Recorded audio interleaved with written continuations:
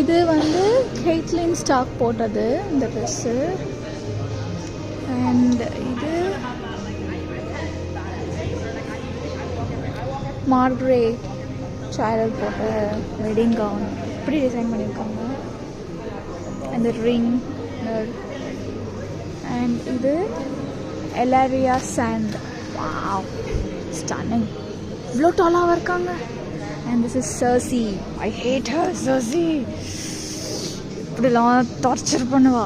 கையில் இருக்கிறவங்க அழகாக இருக்கு, நான் பயங்கரம். அண்ட் இது சான்சா. என்னமா பண்ணியிருக்காங்க சான்சாவோட ட்ரெஸ் பாருங்க. கீழே